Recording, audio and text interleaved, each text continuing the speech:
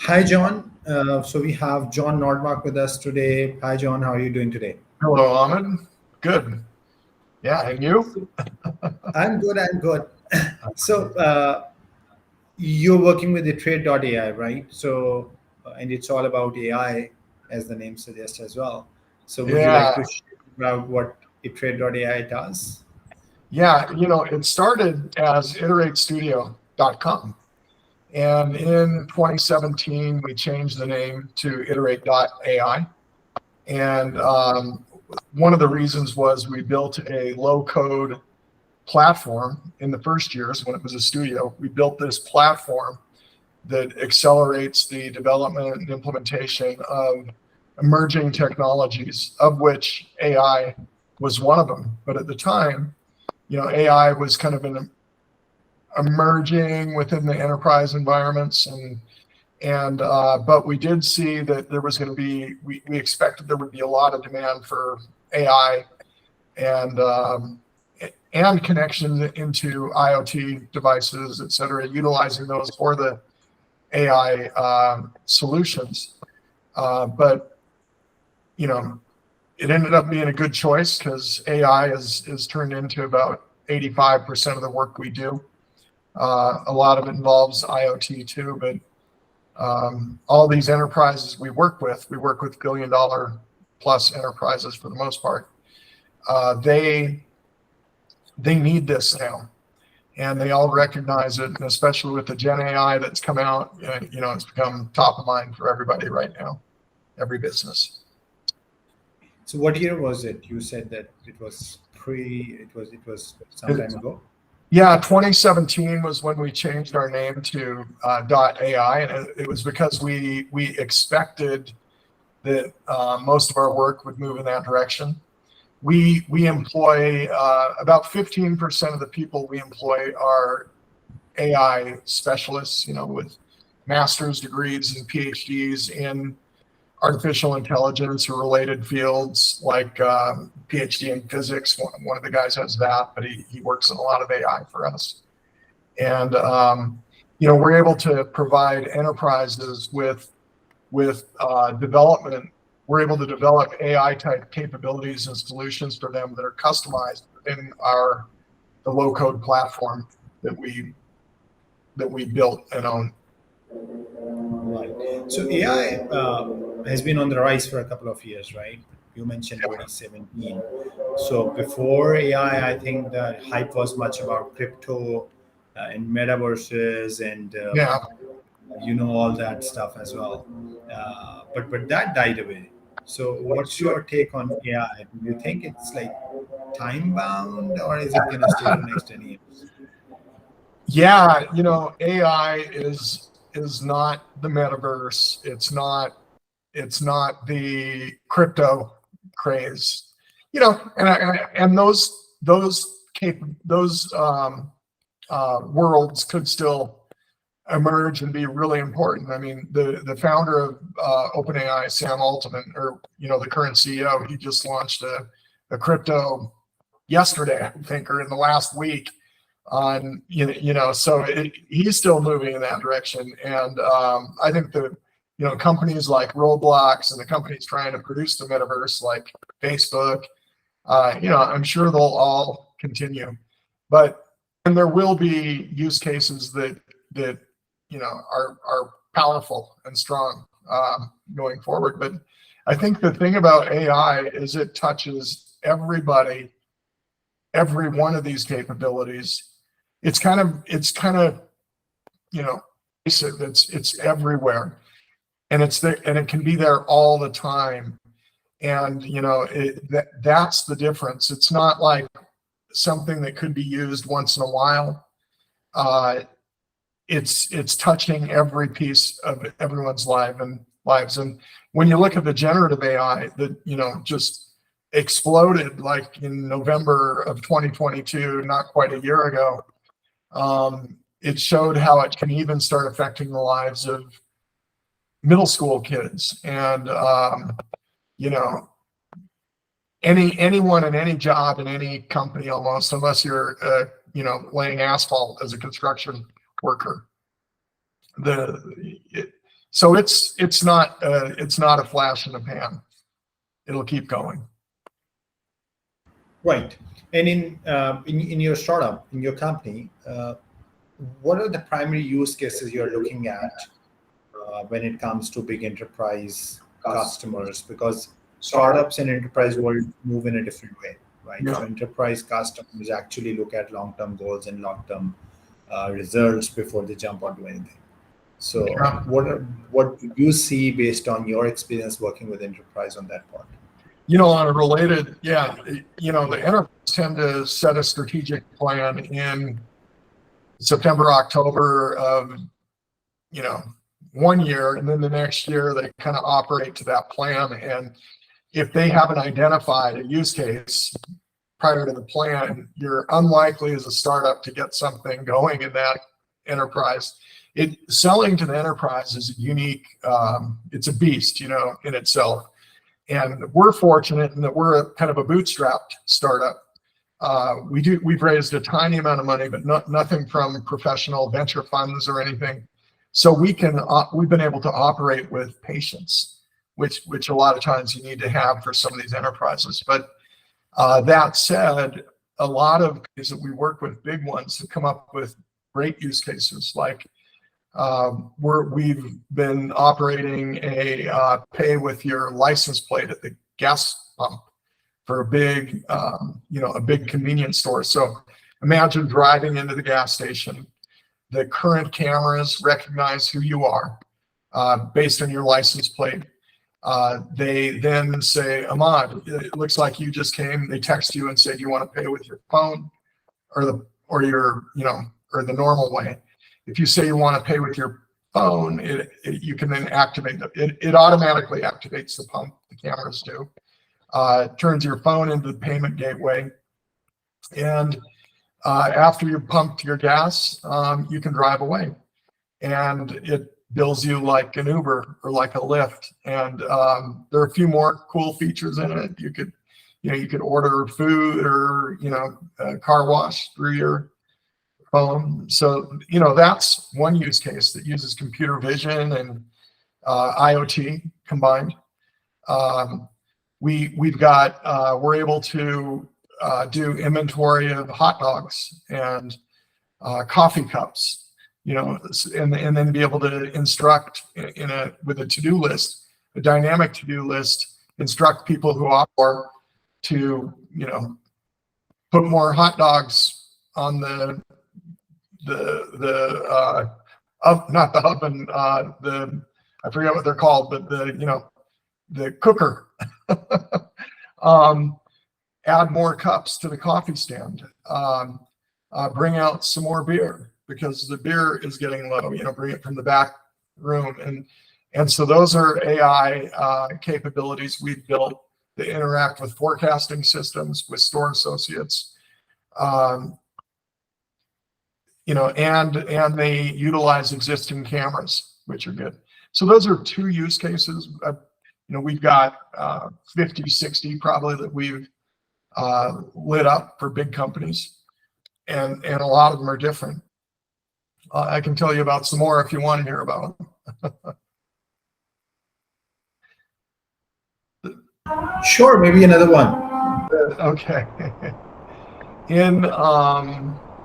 So in quick serve restaurants today, there is a way to use large language models for, in the generative AI space, so that it can, the large language model can actually have a conversation with you. So, Ahmad, if you were driving into a fast food restaurant, instead of talking to the, which has a person at the other end, it could just have a large language model at the other end and provide you with suggestions, pricing, related to you. We can tie that to the license plate too, so that we know who you are when you're coming. It can ask you if you want what you had last time. It can turn your license plate into the credit card. But again, all the conversation can happen through with a large language model. and it's got to be tied to that specific store, to the pricing in that store, to the tax rates in that store. So it's got to be a privatized sort of large language model that is highly localized too. But we do that as well. We haven't rolled that one out, but we prototyped it a couple times, and it's super cool. These are pretty interesting use cases. Like I'm listening. I love having this discussion because most of the use cases I've been working on, and I think most of the people I've been working on are pretty much disconnected with the physical businesses, right? They are mostly around the digital world and digital data and that stuff.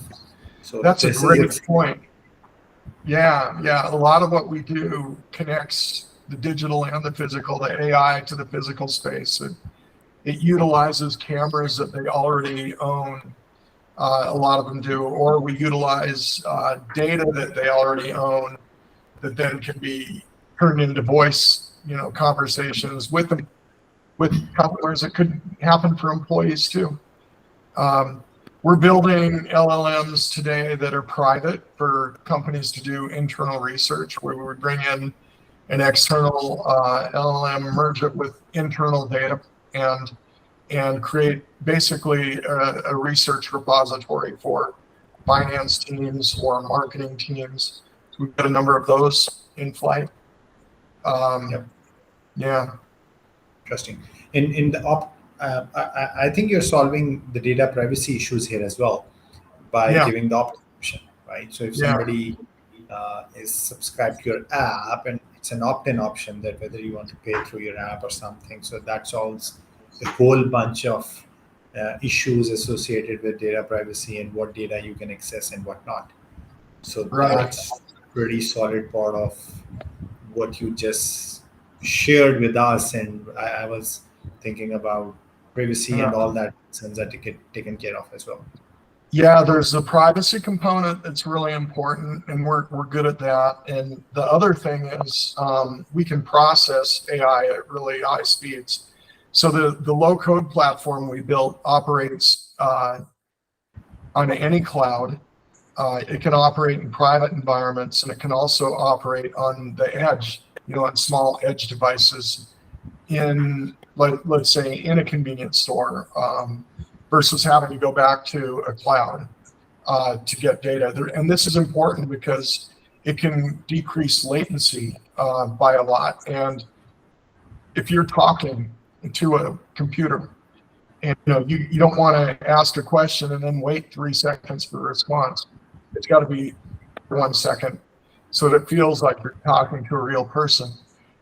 So that's solving the latency side. We've got engineers. So my team is super technical. I'm not, but they are. And some of the people that have worked on this are people that helped invent the very first iPhone.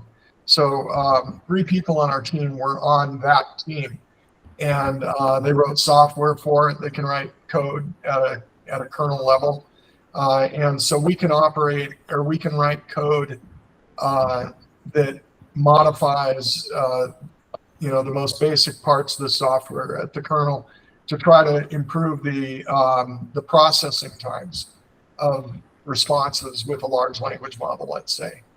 And this is important if it's in a private environment, because we're the ones that have to do that. It's not going to come from some other provider. And the privacy side is critical. A lot of large organizations do a lot of research. Apple Computer, they don't want people working with LLMs if they're working inside Apple, because they don't want someone prompting, private information, using that as a prompt to get a response from an open LLM of some sort, and all of a sudden, the information you just used for the prompt is out there in the public domain. And so we're able to stop that as well. And that's why I think we've got 10 of these private large language models being built right now for bank, luxury company, some retailers. Yeah. Right. I can't stop myself from asking the next question, which is that what you shared so far sounds like a very cost-heavy operation, right? Yeah. And earlier you mentioned you are not heavily funded. So how does that work? It's a dilemma which most of the world is unable to solve. You know, we're an extremely efficient company. We up to this point, so we passed the $10 million revenue mark, you know, and we did it without any salespeople and without any marketing. Our marketing cost up to that point was $84,000 a year. That was the most we ever spent. And all of our costs, basically, up to this point, or most of them, have gone into software engineers. And they tend to be extremely inventive, frugal, partly because we don't have money. And, you know, there's a belief in the startup community, which I'm part of, that a lot of times constraints are what create the most inventive work. And you know, in my old startup, I started another company called ebags.com, and we used to say too much money makes you stupid, because then you use the money instead of using your brains.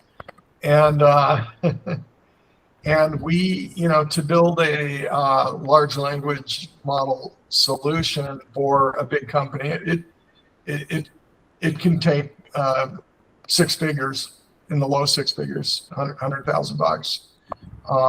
But you know, we can do it for less too. It's just we look for any possible way to get things done at the lowest possible cost. We use a lot of open source, you know, code when it's possible. We have partnerships with big companies that help us help them. That sounds interesting and very, very, very cost effective, I should say. You must be. Yeah, we're a hugely cost effective company. We know we can speed up the development times by as much as 17%. We've had that not percent, 17 times. We've had that documented. So not twice as fast, 17 times as fast. Wow. And because of that, the costs come down significantly as well for the large organizations and for us.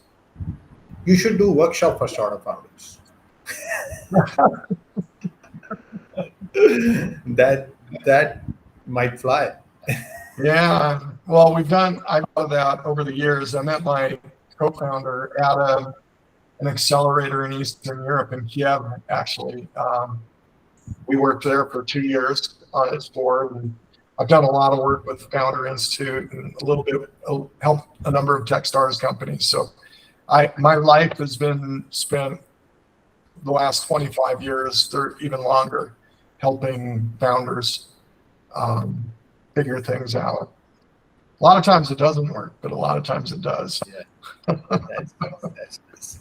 Yeah. So, John, thank you so much for sharing your story, your journey, and so much insights about the use cases of AI and all that goes around it. So, thank you so much for being on the show today. It was a pleasure talking to you. Ahmed, thank you. I appreciate you connecting with me for this. Thank you so much.